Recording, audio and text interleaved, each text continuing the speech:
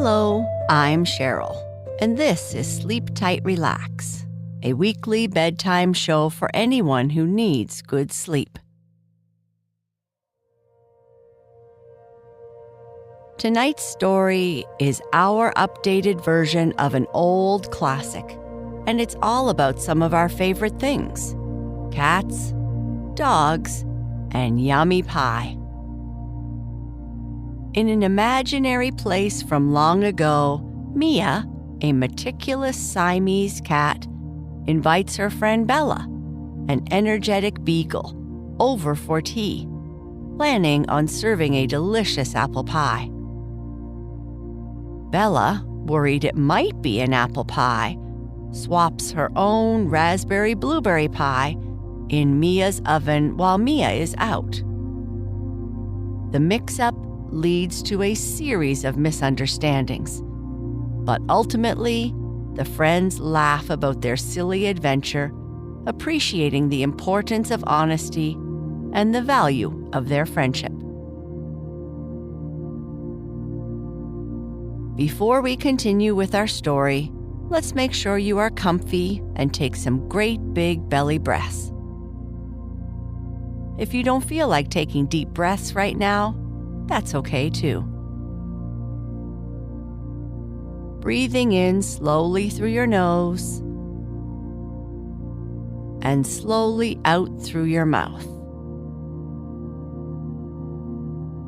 Notice how your belly rises as you fill yourself up with air. Breathe in and breathe out. Notice how relaxing it feels as you release the breath. Breathe in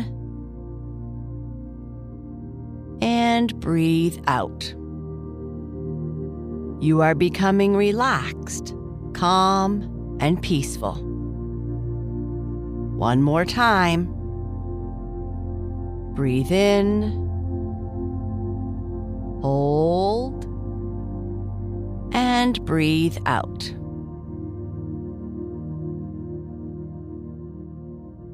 Now, let's continue with our story, Mia and Bella's Pie Surprise.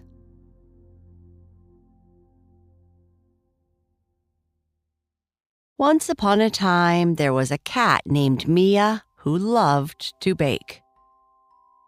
One day, she decided to invite her friend, a little dog named Bella, over for tea. Mia is a thoughtful and meticulous Siamese cat who loves to bake and keeps a tidy home, while Bella is a well-meaning but slightly mischievous Beagle who enjoys gardening and values her friendship with Mia.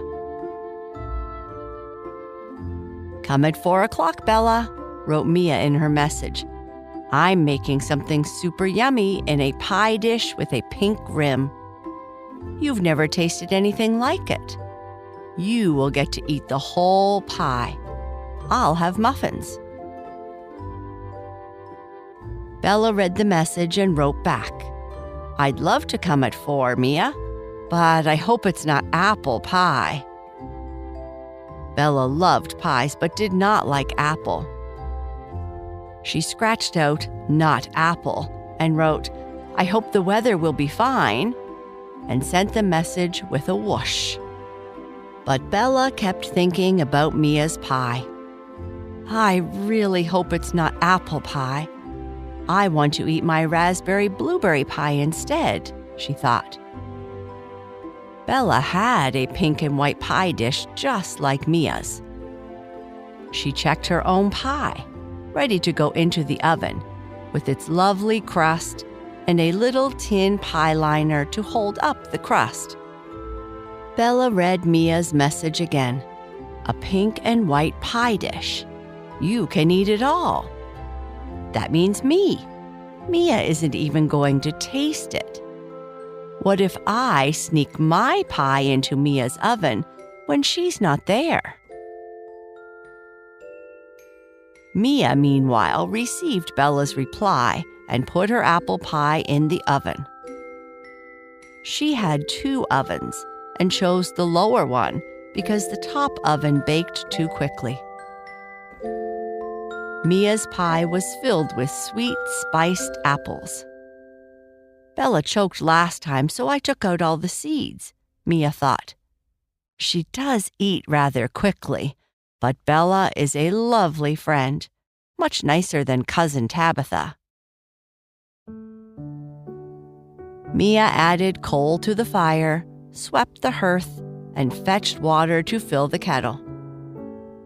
She set the table with her best china, shook out the mats, dusted and polished. Then Mia went to the farm for milk and butter. When she returned, she peeked into the oven.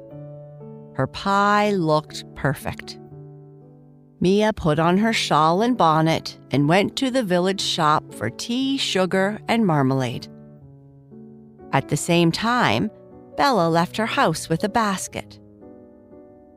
They met in the street but didn't speak because they were saving their conversation for the tea party. As soon as Bella turned the corner, she ran to Mia's house.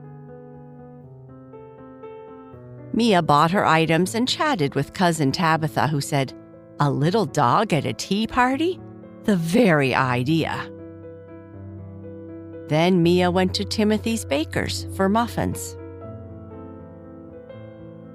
When Mia returned home, she heard a noise in the back, but saw no one. She opened the oven to check her pie, which smelled delicious. Bella, meanwhile, had snuck into Mia's house and put her raspberry blueberry pie in the top oven. I wish I could find Mia's pie to take it out, she thought. Hearing Mia, Bella quickly ran out the back door. Bella went home, brushed her coat, picked flowers for Mia, and waited until it was time for the tea party. Mia, satisfied that no one was in the house, changed into a lilac dress with a fancy apron and scarf. Mia made the tea, checked her pie again, and waited for Bella. Bella arrived at 4:15 and knocked gently. "Is Mia home?" "Come in. How are you, Bella?" said Mia. "Thank you for the flowers. The pie smells wonderful, doesn't it? It's apple." "Let's not talk about food just yet," Bella replied. "What a lovely tablecloth." "The pie needs a few more minutes. I'll pour the tea while we wait. Do you take sugar?" "Yes, please. And may I have a lump on my nose?" "With pleasure. How beautifully you beg," Mia said, placing a lump of sugar on Bella's nose. Bella, thinking about her own pie, said, "Oh, how good that pie smells. I love raspberry and blueberry. Oh, I mean apple." In her confusion, she dropped the sugar and went under the table to retrieve it, missing which oven Mia had opened. Mia set the pie on the table. Bella came out, munching sugar, and sat down. "I'll cut the pie for you. I'm having muffins and marmalade," said Mia. "Do you really prefer muffins? Oh, mind the pie liner." "Sorry?" said Mia. "May I pass you the marmalade?" said Bella hurriedly. The pie turned out to be extremely tasty, and the muffins were light and hot. They both disappeared rapidly, but especially the pie. "I think," thought Bella to herself, "I think it would be wiser if I helped myself to more pie," though Mia did not seem to notice anything when she was cutting it. What very small, fine pieces it had cooked into. I did not remember mixing it up so fine. I suppose this is a quicker oven than my own." "How fast Bella is eating," thought Mia to herself as she buttered her 5th muffin. The pie dish was emptying rapidly. Bella had had 4 pieces already and was fumbling with the spoon. "A little more pie, Bella?" asked Mia. "Thank you, Mia. I was just feeling for the pie liner." "The pie liner?" "Yeah, the pie liner that held up the pie crust," said Bella, blushing under her black coat. "Oh, I didn't put one in, Bella," said Mia. "I don't think it's necessary in pies made of apple." Bella fumbled with the spoon. "I can't find it," she said anxiously. "There isn't a pie liner," said Mia, looking perplexed. "Yes, indeed, Mia. Where could it have gone?" said Bella. "There most certainly is not one, Bella. I disapprove of tin articles in puddings and pies. It is most undesirable, especially when people swallow in lumps," she added in a lower voice. Bella looked very alarmed and continued to scoop the inside of the pie dish. Bella looked aghast and tilted up the pie dish. "I have only 4 pie liners, and they are all in the cupboard," Mia said. Bella set up a howl. "Oh, no, I've swallowed a pie liner. Oh, my dear Mia, I feel so ill." "It is impossible, Bella. There was not a pie liner." Bella moaned and whined and rocked herself. "Oh, I feel so dreadful. I have swallowed a pie liner." "There was nothing in the pie," said Mia severely. "Yes, there was, Mia. I am sure I have swallowed it." "Let me prop you up with a pillow, Bella. Where do you think you feel it?" "Oh, I feel so ill all over, Mia. I have swallowed a large pie liner with a scalloped edge." "Should I call the doctor?" "Oh, yes. Fetch Dr. Magpie, Mia. He'll understand." Mia settled Bella in a chair and hurried to find the doctor.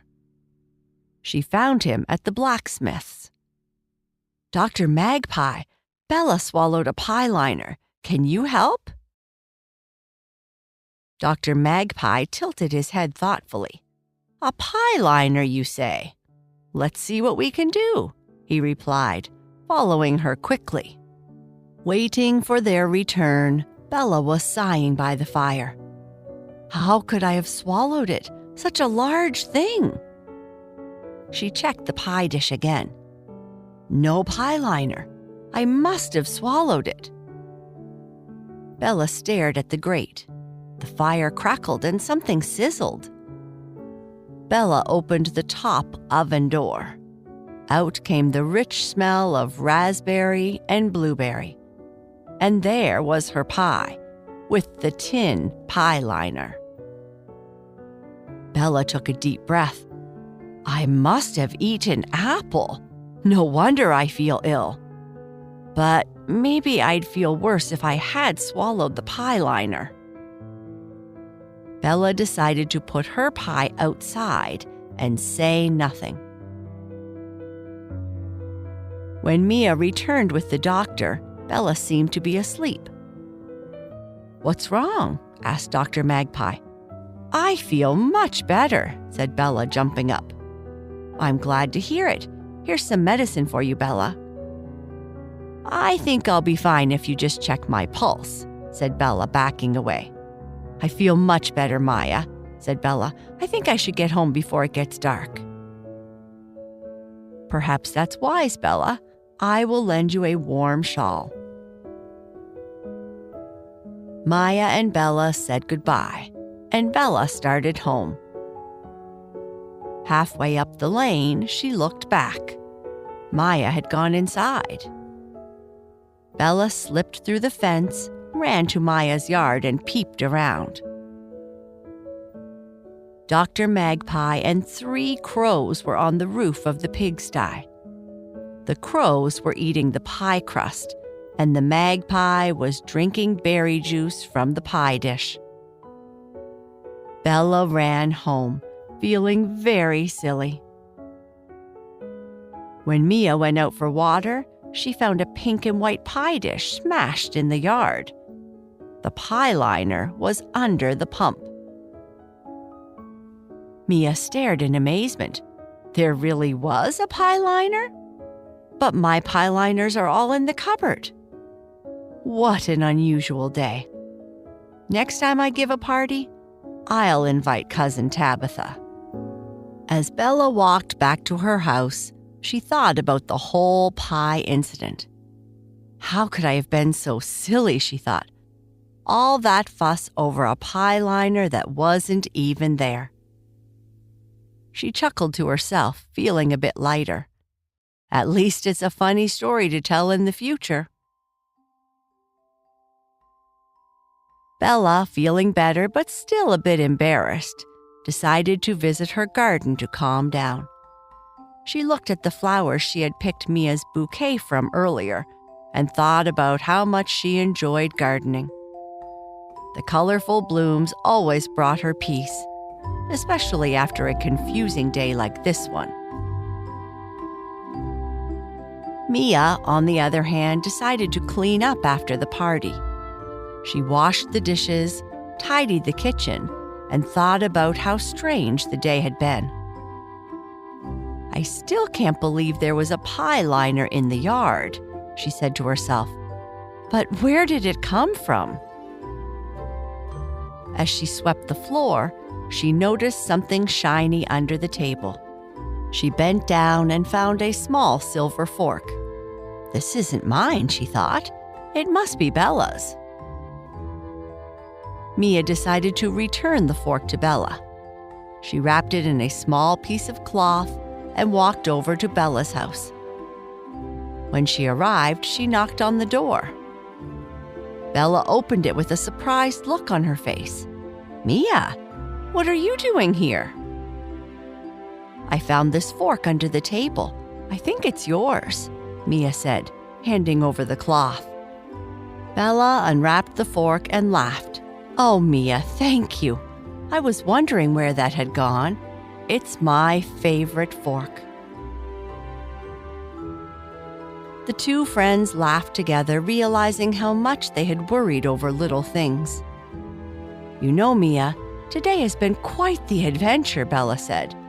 But it's reminded me how important it is to have good friends. Mia nodded. I agree, Bella. They both smiled, feeling grateful for their friendship and the lessons learned.